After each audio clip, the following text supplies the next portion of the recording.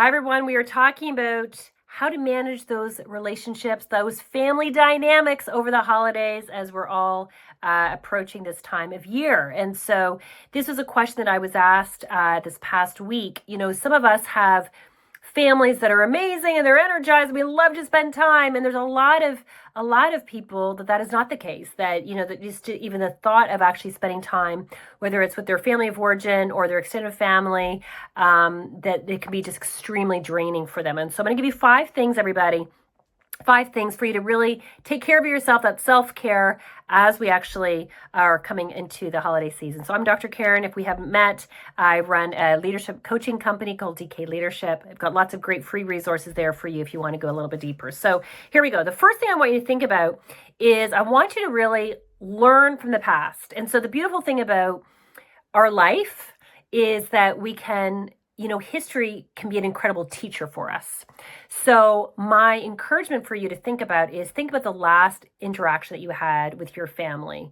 What worked? Do like a bit of an audit. What worked really well and what did not work well?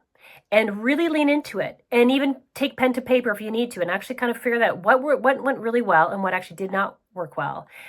Because a lot of times what happens with a lot of family dynamics is things will be disastrous, and then we don't really take the time to really discuss it, debrief it, and then we just kind of repeat the same thing happens, and then it just keeps on happening. So tip number 1, everybody, is you want to learn from the past. Tip number 2 is when you look at the things that worked, great, you want to repeat that. Then look at the things that did not work. So for example, was it too long? Was it too long? Was it, did you do it for like several hours? Was it over like 2 days? Was the activity off? Think about in terms of maybe like who is kind of connecting with who. Are there certain family members that you feel a lot more, at ease with? Like just kind of, again, you want to kind of learn from it, because then that's going to lead into your second one, which is really about what do you need?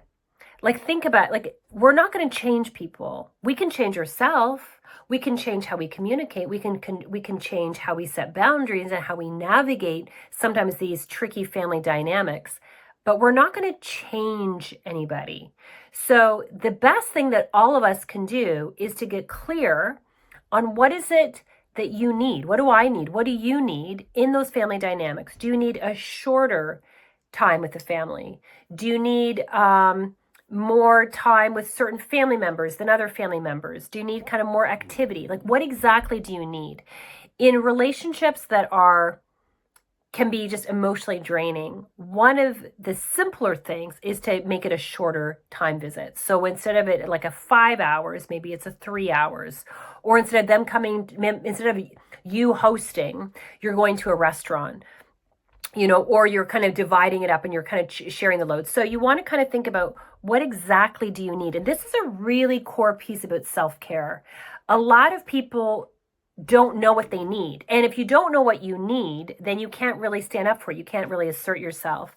We have we have lots of freebies on our website. One of the freebies that I think would be great for those of you who are really interested in that self-care piece, we have a 1-pager. You can just put down self-care down below, and somebody from our team will actually send it to you. And it will help you kind of assess your own level of self-care. How are you doing in terms of self-care? Because that is one of the secrets on people who are really strong at self-care, if they've got clarity on exactly what is it that they need. Number 3 is get creative. Okay, so let's say, for example, the last time with your family that it was too long, or people started talking about politics and religion, or it was, or maybe you were hosting, and like you can kind of like actually start acknowledging in terms of all the things that were actually went wrong. So then the third one is like you get creative. Get creative about what are potential solutions. So for example, whether it's shorter, whether or not you're actually alternating in terms of who's actually sharing it, whether or not you do an activity. It's really interesting with families is that when there is some friction, or there's some angst between family members, it can be actually really healthy to actually invite other people that are also that people kind of like. Whether it is maybe family friends, or it could be neighbors other people like. When you have other people, it kind of almost neutralizes the environment a little bit. So that could be one option. Another one that's really popular with a lot of some of our clients that we see is to do an activity. So when you do an activity together, whether you go to a museum, you go for a hike, you go for a walk, you're making like, you do an activity, you're making like a gingerbread house. When there's an activity, it takes the focus off of all the talking, which sometimes can get a little bit, that's where a lot of times that emotional draining piece actually comes through. And all of a sudden it's a great distraction. Okay. So that would be the third one, everybody, is to kind of get creative. What are some creative ideas that we could actually do so that there's a little bit less talking and more being? Number 4 is try to enjoy your family for who they are. This is the thing about family of origin. We can choose our friends, we can't choose our families. And this is a topic that comes up with a lot of our business leaders, a lot of the organizations we work with when we do in terms of different kind of trainings and courses, and also coaching. We do a lot of coaching. And this is a topic that comes up a lot. Like there's a lot of people that they don't really connect with their family of origin. It's a very common theme that we see. So you're not alone in this.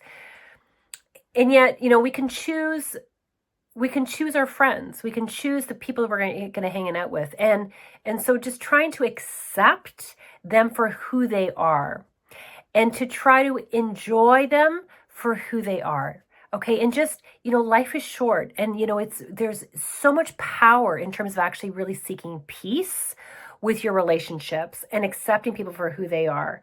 And the last one, number 5, is to set boundaries. I talk about this on the self-care in the worksheet. If you like to read, you can get my book, The 3 Chairs. You can get off of Amazon. There's a whole section there about communication and setting boundaries. And so setting boundaries is the way for you to manage your self-care. It's actually, but in order to set boundaries, you have to know what you need, and you have to have the confidence and the communication skills to lean into it and actually ask for it. So, people can ask, we want you to stay for 8 hours if you know that 3 hours is pretty much all that you can really manage.